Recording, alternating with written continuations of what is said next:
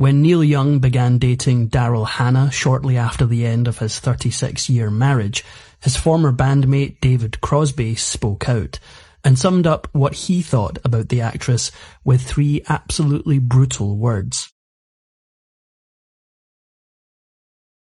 For 6 decades, Neil Young has burned everything to the ground just to see what the ashes look like. Fans may see a gentle hippie, but his inner circle saw a relentless force who left a trail of broken hearts, scorched earth feuds, lawsuits, and cult encounters in his wake. According to family lore, Neil Young was conceived in the middle of a Toronto snowstorm while his parents were trapped in a tiny apartment. 9 months later, he arrived at Toronto General Hospital on November 12, 1945. His parents, opposites in every way, were in love back then, but it wouldn't last. Young's parents were a study in contrasts. His mother, Rassie, was fearless, volatile, and raised in comfort. His father, Scott, was handsome, charming, and from the wrong side of the tracks. They fought over everything, including how to raise Neil and his older brother, Bob. Family friend and author June Callwood, who often visited the family, said that Neil's parents were too wrapped up in themselves and their crumbling marriage to notice their children at all. 5-year-old Neil's living nightmare got worse in 1951 when he woke up feverish and groaning in pain. As his parents raced the 145-kilometre journey from Omimi to Toronto, little Neil, wearing a surgical mask and clutching a toy train, rode silently in the back of the car. Doctors confirmed that Neil had polio. In the pre-vaccine era, this was devastating news. They rushed him into tests, spinal taps, and strict isolation. 6 agonising days passed while his family went home to quarantine and stew in their fears. Neil's journey to recovery was a long and frightening one, but Neil was no quitter. He forced himself forward with small, stumbling steps. Music became a refuge for Neil. At 13, his parents gave him a cheap plastic ukulele for Christmas. After 19 tempestuous years together, Neil's parents split. As the family disintegrated, Neil's obsession with music intensified. When Rassie and 14-year-old Neil moved to Winnipeg, music stopped being his pastime and became an obsession. Just 20, he was already touring Canada's coffee houses as a solo act when fate stepped in. The year was 1966, and he was walking down a street in Toronto when Bruce Palmer invited him to join a rock and roll band called the Mynah Birds. The Mynah Birds crackled with chemistry. During shows, Young would drop his guitar and start a raging harmonica solo, toss it in the air, and Rick James would catch it without missing a beat. Off stage, the two shared a Toronto apartment, surviving as broke musicians, while James kept them fed by swiping bakery deliveries before dawn. James also kept Young supplied with something far more dangerous: amphetamines. The Mynah Birds knew they were living the dream when they scored a record deal with Motown Records, but just as they started recording, authorities barged into the studio and busted Rick James for being AWOL from the US Navy. The band splintered. Young and bassist Bruce Palmer pawned their gear, bought a hearse, and barreled toward Los Angeles. That led to another chance encounter with Stephen Stills, and the formation of folk rock powerhouse Buffalo Springfield. But just as the band was gaining momentum, Young started collapsing without warning. At one gig, he bolted off stage mid-song.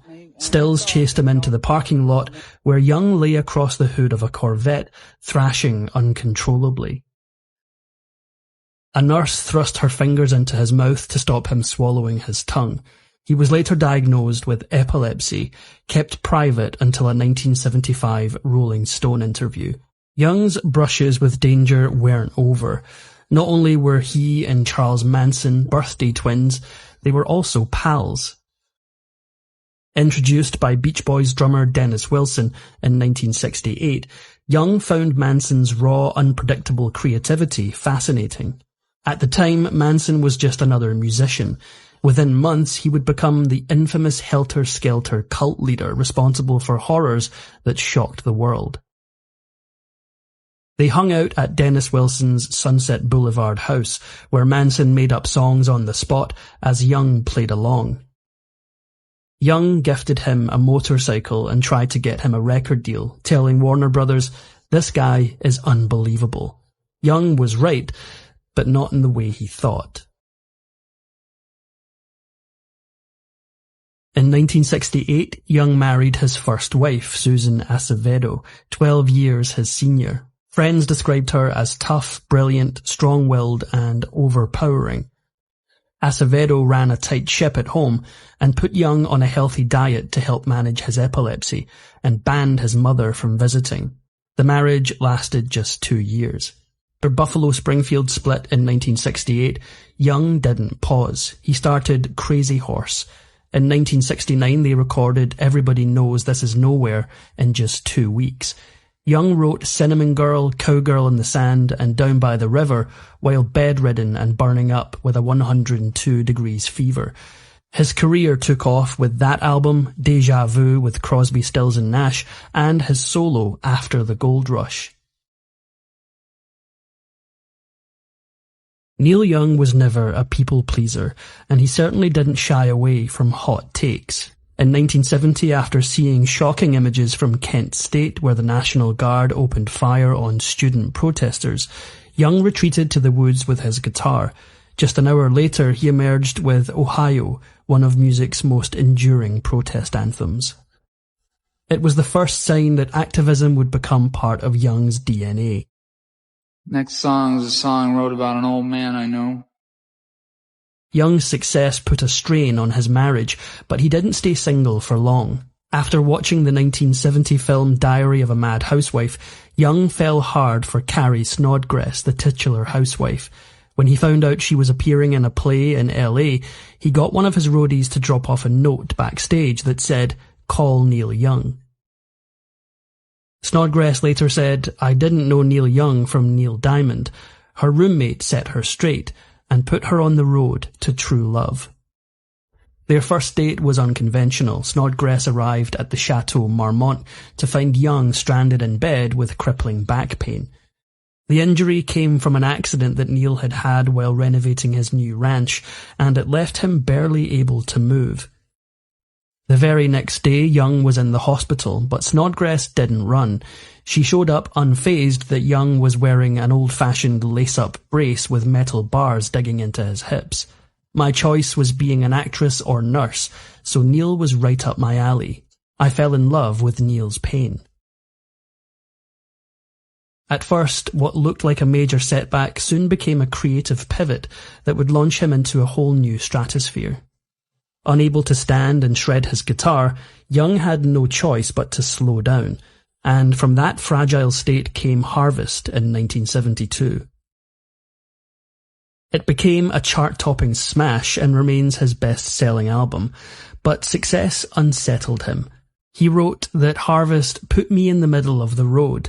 Travelling there soon became a bore, so I headed for the ditch. It was a path he would choose over and over again. Unfortunately, while Young stood at the peak of superstardom, much of the strain at home fell to Snodgrass, and the cracks were already beginning to show. Fresh off Harvest, Young planned a massive tour with the Stray Gators, joined by Crazy Horse guitarist Danny Whitten. But at rehearsals, Whitten's addiction made one thing clear: he could barely function. Young sent him home. That same night, the coroner called from Los Angeles. Danny Whitten had overdosed. Neil later said, "I loved Danny. I felt responsible." The arena tour that followed was a blur of booze, substances, and bad decisions. Young was feeling raw and restless, and far from faithful.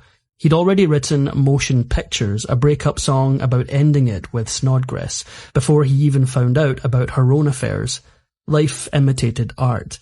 This dark period spawned what fans later called the Ditch Trilogy.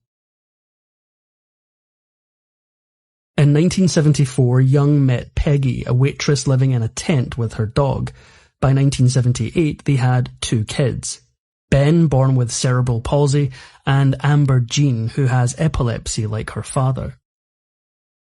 Rather than retreating, they founded the Bridge School for children with verbal and physical disabilities, and funded it with yearly star-studded benefit concerts. By the early 1980s, Young was flooring the gas and making U-turns in every direction. He blindsided fans with Trans, a synth-heavy album packed with robotic vocals and electronic beats, partly inspired by efforts to communicate with his non-verbal son, Ben. Then he veered into a stripped-down 25-minute rockabilly album. Geffen Records was livid and actually sued him for making music unrepresentative of himself. Young doubled down, shifting next into country, and making deeply controversial remarks about AIDS and praising Ronald Reagan. For the man who once wrote Ohio, the shift was jarring. Neil Young had been flooding speakers with distortion, feedback, and raw emotion long before Seattle made grunge famous. Nirvana's Kurt Cobain admired Young so much that he quoted one of his lyrics in his farewell note before ending his life. It's better to burn out than to fade away. Tragically, Young had been trying to contact Cobain just a few days beforehand, and the loss hit him hard. A haunted Young poured his grief into music, blissfully unaware that his own brush with fate lay on the horizon. Neil Young had already survived polio, epilepsy, and a wrecked spine, but this one nearly took him out for good. After feeling something like broken glass in his eye, doctors delivered the shocking news. He had a brain aneurysm that had been sitting there quietly for years. They needed to operate immediately. Just 2 days after the procedure, doctors cleared him for a walk. Half a block into the streets of New York, his body betrayed him. The artery that surgeons had used suddenly burst. Before collapsing, Young noticed one thing. His shoe was filling with blood. Things were dicey, but he survived, and the message landed. He knew he had to slow down, but his heart clearly didn't get the memo. For decades, Neil and Peggy Young seemed unshakable. They weathered fame, illness, activism, and parenthood together, all while helping others by creating the Bridge School for kids with special needs. So when Young filed for divorce in 2014 after 36 years of marriage, it sent shockwaves through the music world. Almost immediately, Young turned heads when he started dating actress and activist Daryl Hannah. Old friends weren't impressed. David Crosby called her a purely poisonous predator, but the couple bonded over activism and the environment. They quietly married in 2018, with Hannah bravely trading Malibu for a rustic cottage near Young's childhood home in Omimi. Then, in 2019, Peggy died after a battle with cancer. Neil, as always, kept moving forward. It's no surprise that the guy who wrote Keep On Rockin' in the Free World was not afraid to take on big tech while in his 70s. Neil pulled his music from Spotify over pandemic misinformation, and then from Amazon Music because of Jeff Bezos' ties to the US government. While others chased streams, Young stuck to his principles, even though it cost him millions. Whether it's protest songs that shook a generation, 35-minute feedback and noise odysseys, romantic yearnings that hit like a gut punch, or just 9 minutes of Neil Young chanting, "Got mashed potatoes, ain't got no T-bone," he never plays it safe. As one wise fan put it, "It's Neil, it's a groove, don't overthink it."